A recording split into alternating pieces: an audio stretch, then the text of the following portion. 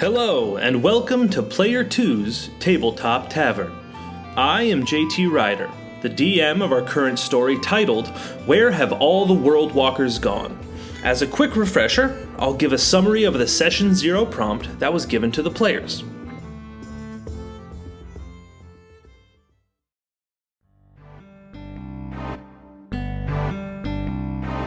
At the edge of the vast and shadowed Euler Woods lies Edgewood, a quiet town wrapped in old traditions where the air smells of pine and wood smoke and the people keep one eye on the trees. Each year, as the first frost falls, the Festival of the Forest begins, a celebration of the World Walkers, great and ghostly beasts said to be the beloved creations of Euler, god of the hunt, winter, and archery. Visitors travel from far-off lands to take part in the festival and to worship at the Church of Euler. Lanterns burn in every window, and the people wait for the shimmering shapes of the World Walkers to pass through the mist. But this year, the woods are different. The World Walkers are gone. Days pass in silence.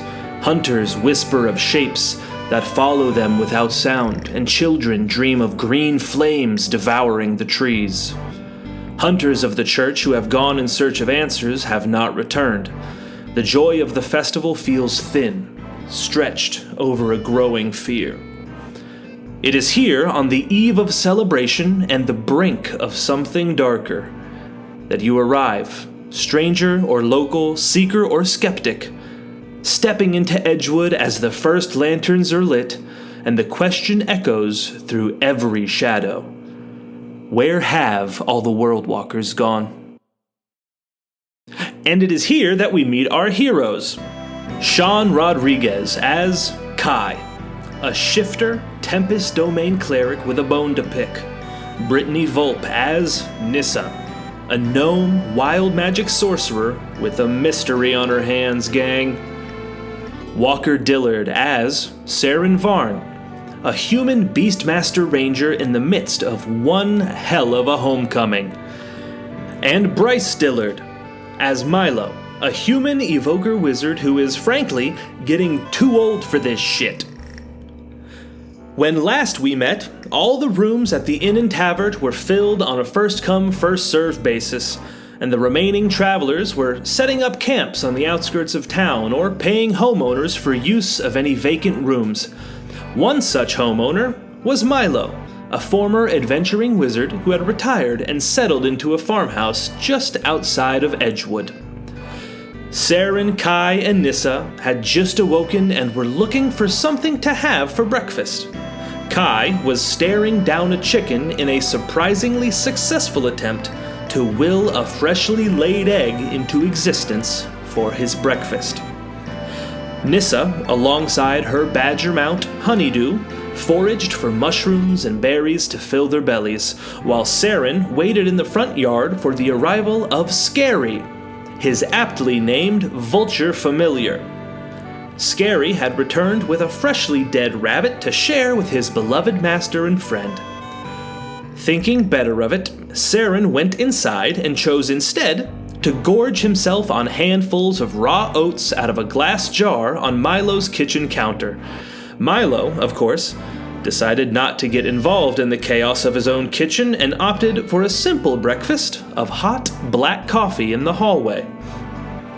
Breakfast, if it can so be called, was almost concluded when a loud sound alerted our heroes.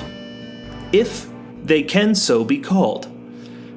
The cracking of trees falling, grunts and bellows of a large beast moved from the woods into the town square, screams and gasps of townsfolk followed by the ringing of the bell from the church, signaling a World Walker sighting. Our four heroes wasted no time getting to the scene. The town gathered as a massive World Walker lay dying on the cobblestones of the town square. A large bison-like creature with extra legs, horns, and tails, with mosses and grasses growing amidst the hair on its back. As it lay dying, its blood pooled from two grievous wounds to its side, Arrows the size of spears pinned 2 hunters of the church to its body. Everett Pinehart, the high huntsman of the church, prayed over the beast, easing its passing, while gatherers of the church attended to the bodies of the hunters, carrying them to the church for a proper burial ceremony. As the World Walker passed on, its body melded back into the earth, forming a small pond lined with flowers and grasses and filled with tadpoles and other small life. The crowd that had gathered began to disperse in anticipation of what was to come next. The High Huntsman turned to the crowd, asking yet again for help and volunteers to help solve this problem. As the crowd thinned, Everett Pinehart noticed a familiar face, Saren, who grew up in Edgewood with his grandfather, Holmer, who had gone into the woods alone some time ago and hasn't been heard from since. After a tense hello, our heroes agreed to help and headed to the church after the High Huntsman to get ordained as hunters for the Church of Euler, as only ordained hunters are said to be able to enter Euler's cabin, the gateway to his celestial domain. From there, our heroes split up and did their last-minute preparations before finally heading into the Euler woods. But it wasn't long before the corruption of the forest began to settle on them as they got the attention of a shadowy beast keeping pace with them just within their periphery. Some spooky shit happened, and with a clutch detect magic spell from Nissa and a ballsy approach from the group, the beast was revealed to be a living illusion spell in the form of a creepy-ass moose. Upon touching the moose, it transformed into a scroll of mirror image that they pocketed and continued on through the trees. Soon after that, an unsettling feeling hung in the air around our heroes as the Dusk Watcher, a griffin-style world walker, part horned owl and part lynx, swooped through the canopy, grabbing Nissa with its talons and slinging her off of Honeydew and into a tree. The resulting deadly challenge of skill and cunning was laughably and easily triumphed by our heroes.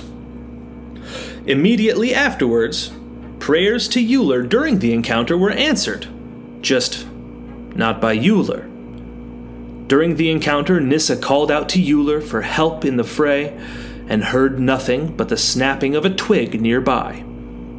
After the Dusk Watcher fled to the skies, Mossback, a massive ground sloth with hanging clumps of moss weaved into its hair, draping over his body like a cloak, presented Nissa and her companions with a boon. A small twig with 3 leaves on its end. Mossback plucked one of the leaves, and a healing aura swirled around the party. A wand of mass healing word with 2 more charges left on it. Milo, Saren, Kai, and Nissa, along with Scary and Honeydew, dusted themselves off, and with their sights still set on Euler's cabin, kept on. Deeper through the trees, a glint of light traveled across a silk thread on the ground.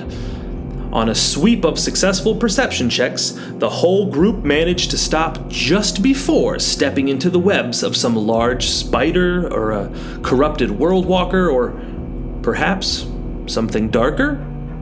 Who knows? I know who knows. The ghost that stepped into view sure as hell knows. They shared with the party a vision of their death from whatever set this trap, along with the death of the 2 hunters that traveled with them.